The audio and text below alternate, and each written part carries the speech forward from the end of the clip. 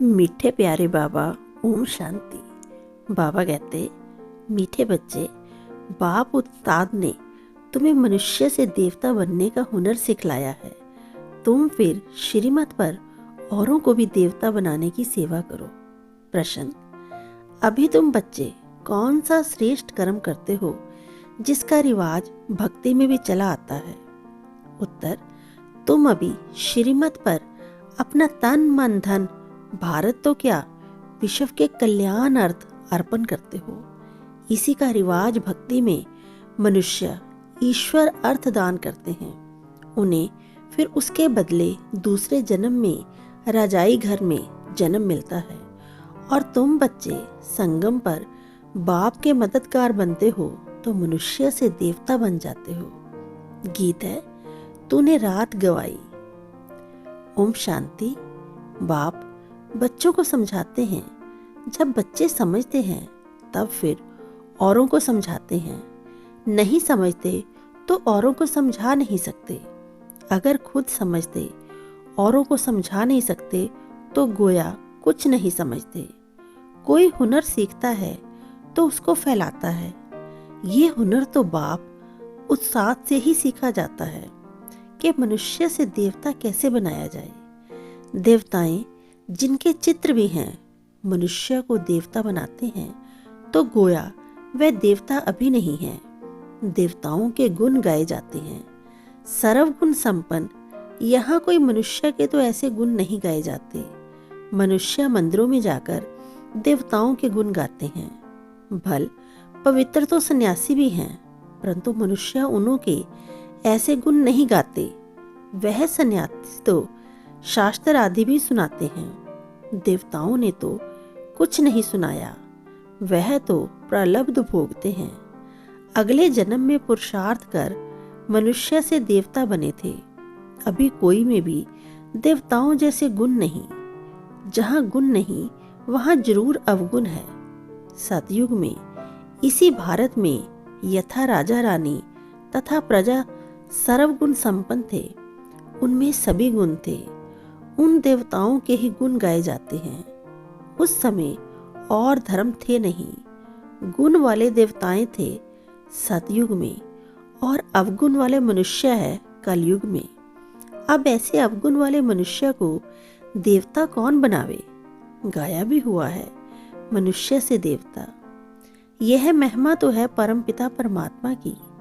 है तो देवताएं भी मनुष्य, परंतु उनमें गुण हैं, उनमें अवगुण हैं। गुण प्राप्त होते हैं बाप से, जिसको सद्गुरु भी कहते हैं। अवगुण प्राप्त होते हैं माया रावण से। इतने गुणवान फिर अवगुणी कैसे बनते हैं? सर्वगुण संपन्न और फिर सर्व अवगुण संपन्न कौन बनाते हैं? ये तुम बच्चे जानते हो, गाते भी हैं। मुझ निर्गुण हारे में कोई गुण नहीं। देवताओं के कितने गुण गाते हैं। इस समय तो वह गुण किसी में भी नहीं। खान पान आदि कितना गंदा है।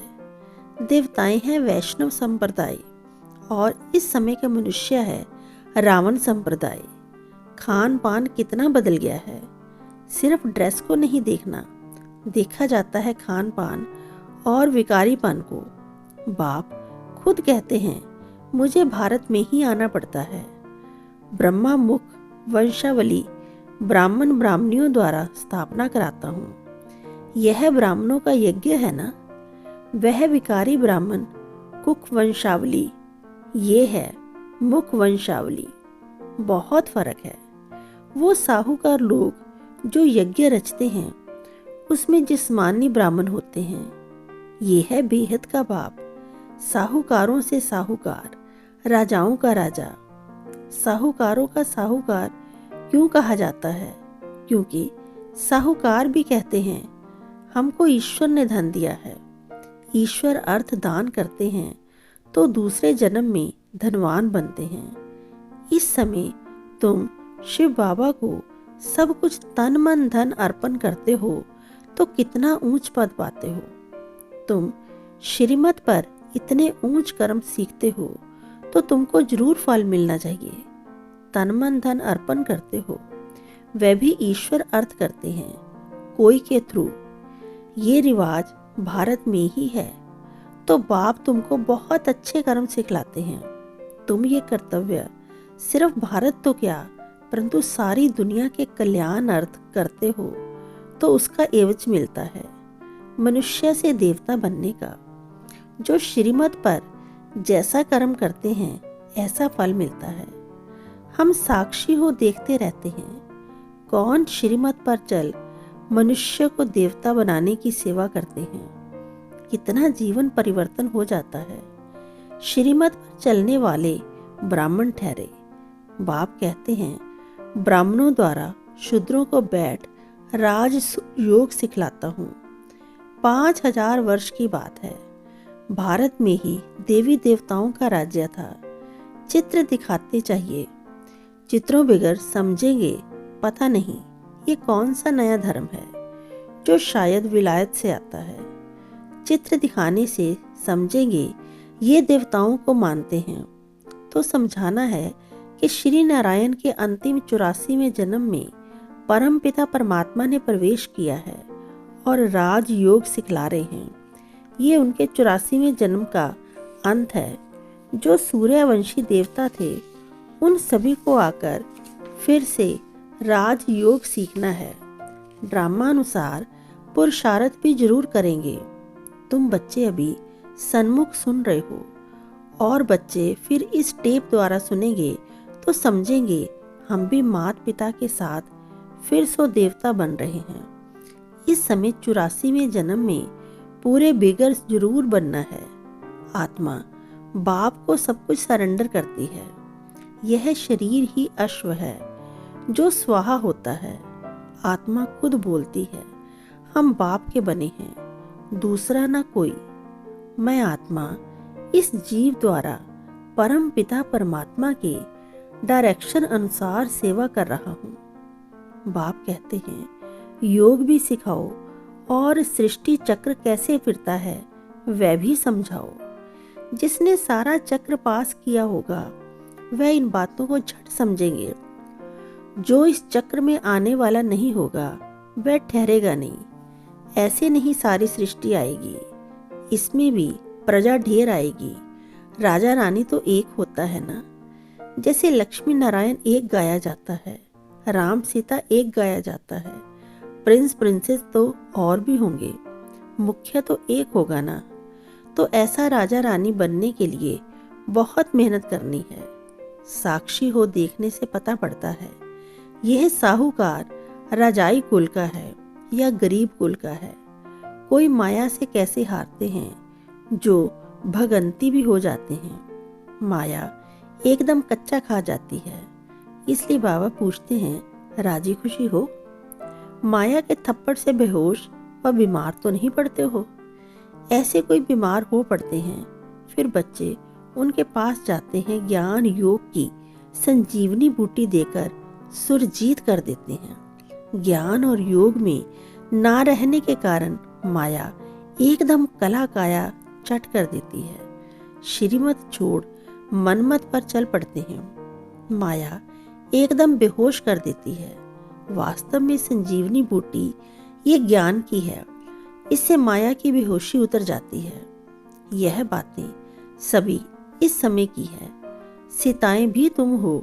राम आकर माया रावण से तुमको छुड़ाते हैं, जैसे बच्चों को सिंध में छुड़ाया। रावण लोग फिर चुरा ले जाते थे। अभी तुमको फिर माया के चंबे से सबको छुड़ाना है। बाबा को तो तरस पड़ता है। देखते हैं कैसे माया थप्पड़ लगाए बच्चों की बुद्धि ही एकदम फिरा देती है। राम से बुद्धि फेर रावण की तरफ कर देती है। जैसे एक खिलौना होता है, एक तरफ राम एक तरफ रावण। इसको कहा जाता है आश्चर्यवत बाप का बनंती, फिर रावण का बनंती। माया बड़ी दुस्तर है, चूहे मुआफिक काट कर खाना खराब कर देती है। इसलिए श्रीमत कभी नहीं छोड़नी। कठिन चढ़ाई है ना। अपनी मत माना रावण की मत, उस पर चले तो बहुत गुटखा खाएंगे, बहुत बदनामी कराते हैं। ऐसे सभी सेंटर्स पर हैं। नुकसान फिर भी अपना करते हैं। सर्विस करने वाले रूप बसंत छिपे नहीं रहते। दैवी राजधानी स्थापन हो रही है। इसमें सभी अपना अपना पार्ट जरूर बजाएंगे, दौड़ी लगाएंगे तो अपना कल्याण करेंगे। कल्याण भी एकदम स्वर्ग का मालिक। जैसे माँ बाप तख्त नशीन होते हैं तो बच्चों को भी होना है। बाप को फॉलो करना है, नहीं तो अपना पद कम कर देंगे। बाबा ने ये चित्र कोई रखने के लिए नहीं बनाए हैं, इनसे बहुत सर्विस करनी है। बड़े बड़े साहूकार लोग लक्ष्मी नारायण का मंदिर बनवाते हैं, परंतु ये किसको पता नहीं कि ये कब आए, इन्होंने भारत को कैसे सुखी बनाया, जो सभी उन्हीं को याद करते हैं। तुम जानते हो कि मंदिर होना चाहिए एक दिल वाला का है, ये एक ही काफी है। लक्ष्मी नारायण के मंदिर से भी क्या होगा, वह कोई कल्याणकारी नहीं है। शिव का मंदिर बनाते हैं, वह भी अर्थ रहित, उनका ऑक्यूपेशन तो जानते ही नहीं। मंदिर बनावे, ऑक्यूपेशन को ना जाने तो क्या कहेंगे। जब स्वर्ग में देवताएं हैं तो मंदिर होते नहीं। जो मंदिर बनाते हैं उन्हीं से पूछना चाहिए लक्ष्मी नारायण कब आए थे, उन्होंने क्या सुख दिया था। कुछ समझा नहीं सकते। इससे सिद्ध है कि जिसमें अवगुण है वह गुणवान के मंदिर बनाते हैं। तो बच्चों को बहुत सर्विस का शौक होना चाहिए। बाबा की सर्विस का शौक बहुत है, तब तो ऐसे ऐसे चित्र बनवाते हैं। भल चित्र शिव बाबा बनवाते हैं, परंतु बुद्धि दोनों की ही चलती है। अच्छा, मीठे मीठे सिकिलते बच्चों प्रति माता पिता बाप दादा का याद प्यार और गुड मॉर्निंग। रूहानी बाप की रूहानी बच्चों को नमस्ते। रात्रि क्लास। यहाँ सभी बैठे हैं, समझते हैं कि हम आत्माएं हैं। बाप बैठा है। आत्म अभिमानी हो बैठना इसको कहा जाता है। सभी ऐसे नहीं बैठे कि हम आत्मा हैं, बाबा के सामने बैठे हैं। अब बाबा ने याद दिलाया है तो स्मृति आएगी, अटेंशन देंगे। ऐसे बहुत हैं जिनकी बुद्धि बाहर भागती है। यहाँ बैठे भी जैसे कि कान बंद हैं, बुद्धि बाहर में कहाँ कहाँ ना दौड़ती रहती है। बच्चे जो बाप की याद में बैठे हैं वे कमाई कर रहे हैं। बहुतों का बुद्धि योग बाहर में रहता है, वह जैसे कि यात्रा में नहीं है। टाइम वेस्ट होता है। बाप को देखने से भी बाबा याद पड़ेगा। नंबरवार पुरुषार्थ अनुसार तो है ही। कोई कोई को पक्की आदत पड़ जाती है। हम आत्मा हैं, शरीर नहीं। बाप नॉलेजफुल है तो बच्चों को भी नॉलेज आ जाती है। अभी वापस जाना है, चक्र पूरा होता है। अभी पुरुषार्थ करना है। बहुत गई थोड़ी रही। इम्तिहान के दिनों में फिर बहुत पुरुषार्थ करने लग पड़ेंगे। समझेंगे अगर हम पुरुषार्थ नहीं करेंगे तो नापास हो जाएंगे, पद भी बहुत कम हो जाएगा। बच्चों का पुरुषार्थ तो चलता ही रहता है। देह अभिमान कारण विकर्म होंगे, इसका 100 गुना दंड हो जाएगा, क्योंकि हमारी निंदा कराते हैं। ऐसा कर्म नहीं करना चाहिए जो बाप का नाम बदनाम हो। इसलिए गाते हैं, सदगुरु के निंदक ठौर न पावे। ठौर माना बादशाही। पढ़ाने वाला भी बाप है और कहाँ भी सत्संग में एम ऑब्जेक्ट नहीं है। ये है हमारा राजयोग। और कोई ऐसे मुख से कुछ कह ना सके कि हम राजयोग सिखलाते हैं। वह तो समझते हैं शांति में ही सुख है। वहाँ तो न दुख न सुख की बात है, शांति ही शांति है। फिर समझा जाता है इनकी तकदीर में कम है। सभी से तकदीर ऊंची उनकी है जो पहले से पाठ बजाते हैं। वहाँ उनको ये ज्ञान नहीं रहता, वहाँ संकल्प ही नहीं चलेगा। बच्चे जानते हैं हम सभी अवतार लेते हैं, भिन्न भिन्न नाम रूप में आते हैं। यह ड्रामा है ना। हम आत्माएं शरीर धारण कर इसमें पाठ बजाती हैं। वह सारा राज बाप बैठ समझाते हैं। तुम बच्चों को अंदर में अतीन्द्रिय सुख रहता है, अंदर में खुशी रहती है। कहेंगे यह देही अभिमानी है। बाप समझाते भी हैं, तुम स्टूडेंट हो, जानते हो हम देवता स्वर्ग के मालिक बनने वाले हैं। सिर्फ देवता भी नहीं, हम विश्व के मालिक बनने वाले हैं। यह अवस्था स्थायी तब रहेगी जब कर्मातीत अवस्था होगी, ड्रामा प्लान अनुसार होनी है जरूर। तुम समझते हो हम ईश्वरीय परिवार में हैं, स्वर्ग की बादशाही मिलनी है जरूर। जो जास्ती शर्वित करते हैं, बहुतों का कल्याण करते हैं, तो जरूर ऊंच पद मिलेगा। बाबा ने समझाया है कि योग की बैठक यहाँ हो सकती है, बाहर सेंटर पर ऐसे नहीं हो सकती। 4 बजे आना, नेष्टा में बैठना वहाँ कैसे हो सकता है?